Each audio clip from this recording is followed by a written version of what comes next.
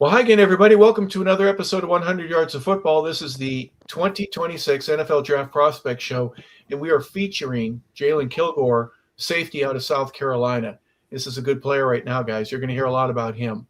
Along with me is Vincent Turner and Joey Clinkscales. We appreciate both of them being with me. Jalon Kilgore, 6'1", 210 pounds. He's almost off the charts for a safety, a little bit bigger than most, above average. His 40 time, his broad jump, his height, weight, everything about him is above average. And he played at the University of South Carolina, so he didn't have the greatest of winning records to be around, but he was around his junior year. They were just a whisker from getting into the playoff. Very good defense, very sound. Here's a guy who hits. He knocks people out. He's one of those types of players, Vincent, that he's a go-getter, if you ask me. And if you go over the middle of the field and you're not paying attention, you're going to get maybe a couple of teeth that are missing. This is a guy that's going to hit you hard, and he plays the run well. Tell me a little bit more about Jalon Kilgore and what impresses you about this young man. Well, basically in my younger years, the safety was my position. So I used to love great safeties and watching this gentleman play with that great defense South Carolina had last year and then his progress and in this year, even though South Carolina didn't have a great year, man, he puts chill bumps through my body. I'm just going to tell you, he reminds me a lot of a young man that came out of Chesapeake, Virginia. I was like a senior in high school, and I don't want to lose a lot of young people on our video tonight, but I got to tell it when I look at this young man. He reminds me, Harper and Joe, of a young Kenneth Easley out of UCLA. When Kenny Easley stepped on the scene at UCLA and went on and had that great career with the Seattle Seahawks, we talking about a kid that, man, does everything a safety needs to do. As you just said, Harper, knock you out. Ball skills. I think he broke out 21 passes in career at South Carolina, 8 interceptions. Very good in the run game. Instincts as a safety off the charts. What more do you not like about him? And then look at his build. He's built like a safety. Put a little more pounds on him, you might have a linebacker there. But I love everything about the young man, and I love what his head coach Shane Beamer said. Shane Beamer said a couple of weeks ago, Mr. Kilgore, don't be surprised that he's going to be a Pro Bowl player like that young man, Nick E., that won a Super Bowl with the Seahawks. That was his teammate last year. This Yeah. gentleman right here is old school, man. Bringing it from the neighborhoods we sit down from the 901, my hometown, Memphis, Tennessee. Back to you, Mr. Harper LeBel. Well, Eatonton, Georgia is where he's from, his hometown. He went to Putnam High School. He was a 2A player of the year, and he ran track. He was a long jump guy, so very athletic. He was an offensive guy. He could catch touchdown passes and also knock you out on the defensive side. So he's a very athletic guy, Joey. How much of a difference does that make when you've got a guy that really is fluid? He's got the ability and the athleticism to do all the things that you're asked for there in the secondary. Well, this is a special football player.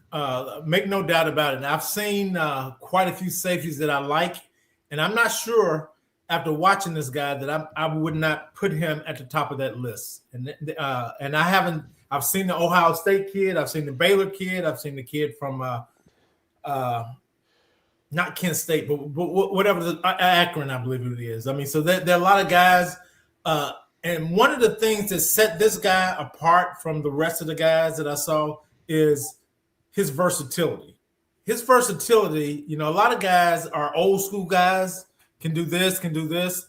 This guy has everything in his bag. I watched this guy play deep safety. I watched him play in the box. I watched him blitz. I watched him line up and press on corners, on slot receivers. I saw him make interceptions. I saw him make tackles in the box. I saw him make tackles down the field. I saw him get PBIs down the field when he was the last line of defense. So from a versatility and a skill standpoint, there's not much he can't do. I mean, we're talking about a guy, again, that's 6'1", 210, almost 33-inch arms. He was 32 7/8, 9 3/8 hands. He ran a 4.4 40 there at Indy. He had a 37-inch vertical, a 10-10 standing broad, which tells you he's got hip explosion. Bench press is 16. But watching this guy play, he was more impressive than anybody. I know the kid at Ohio State will probably go higher. He's like a coach on the field. He's tough, former Alabama guy. I'm not sure he's going to be able to run the way this guy runs, and I'm not sure they asked him to do as many things as South Carolina asked Jalon Kilgore to do. I was pleasantly surprised, and the numbers, what you saw kind of backed up the things you saw on tape with the player, with his toughness, his physicality, but the fact that you can line him up in space, and he's comfortable in space playing press. He's comfortable playing off in space. He's comfortable being the deep safety at the back end of the defense, making PBUs on the ball. He's comfortable being in the box, making tackles. He's comfortable being at the line of scrimmage, blitzing, getting to the quarterback. Again, I asked myself, if I'm looking at this player, what is the one thing he can hang his hat on as a player? And I'm not sure I finished with a great answer other than the fact that he's a Swiss Army knife. Mm. So he's always going to be on the field because you have a chance to play him in a lot of different roles. And that's the modern day safety. That's what obviously what Seattle does with his old teammate who was there. That's what the Ravens do with Kyle Hamilton. All those guys are Swiss Army knives. And this guy fits that mold perfectly.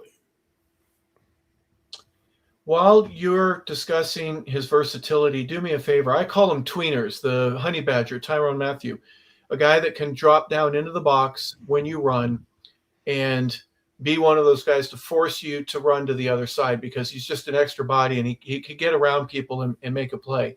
Do you see that same type of versatility from a comfort level? I'm sure the answer is going to be yes, but what jumps out on film with you in terms of his ability to be able to show that he's going to be in the box, but at the last minute go back and be a cover 2 or maybe even a cover 1 type guy. His versatility in that area, is that something that you noticed as well, Joey? Oh, without question, because he's a lot bigger than Tyrann Mathieu was. He's a lot faster than Tyrann Mathieu was.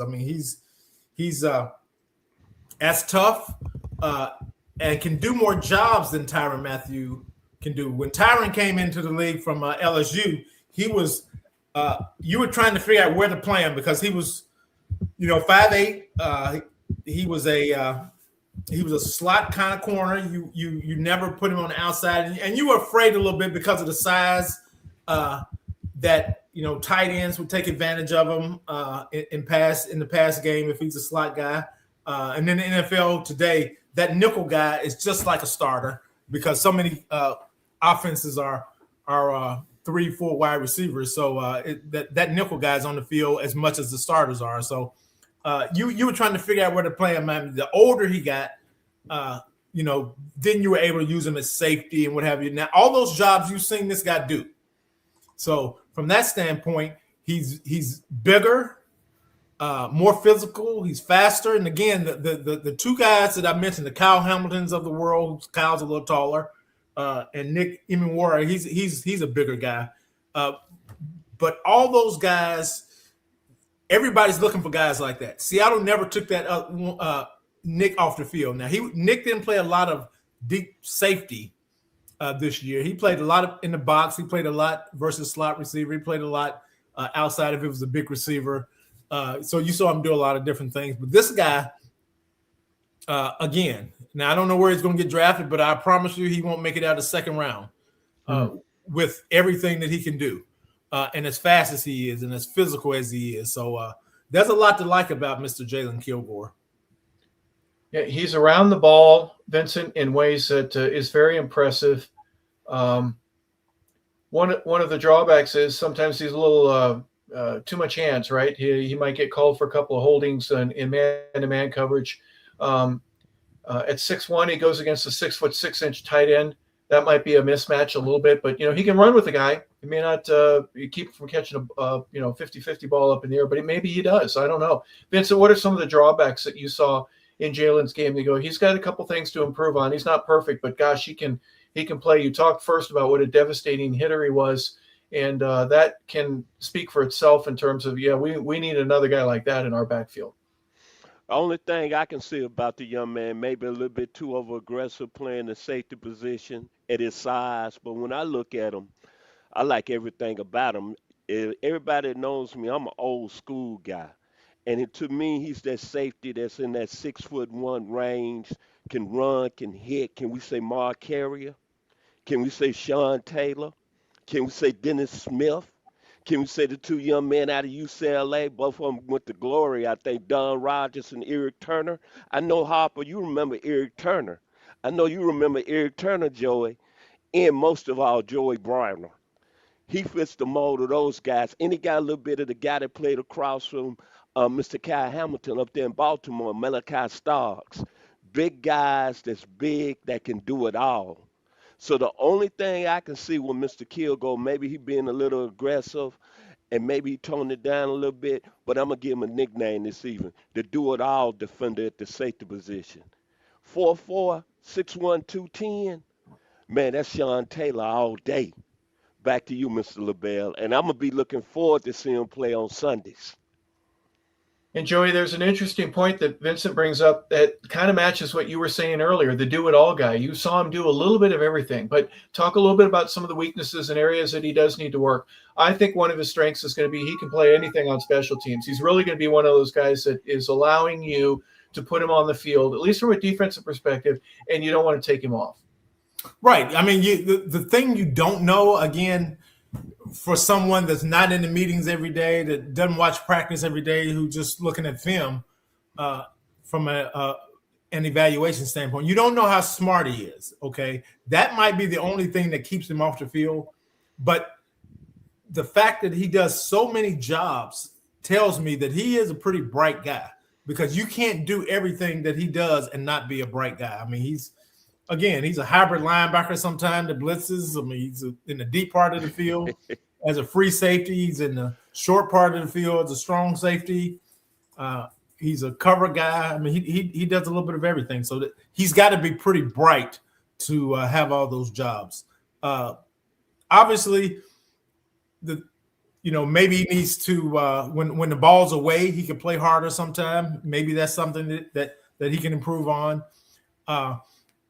Again, he will get handsy at times, but you would rather, for a guy, we talk about a guy being handsy and being aggressive, you would rather be able to control those things than kind of force him to do it, because you can't. It's hard to make a guy hunt that's never hunted before, and this guy's a hunter as a football player. He's a hunter.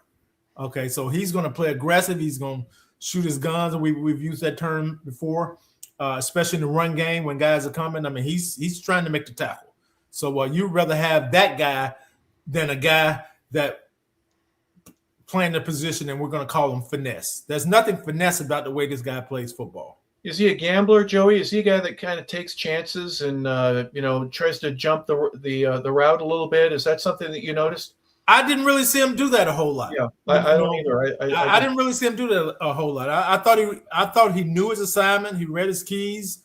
Again, we're talking about a guy that has 8 interceptions and 21 PBUs in his career. I mean, so he's been around the ball a lot. And the fact that, again, I didn't know what this was my first exposure to him.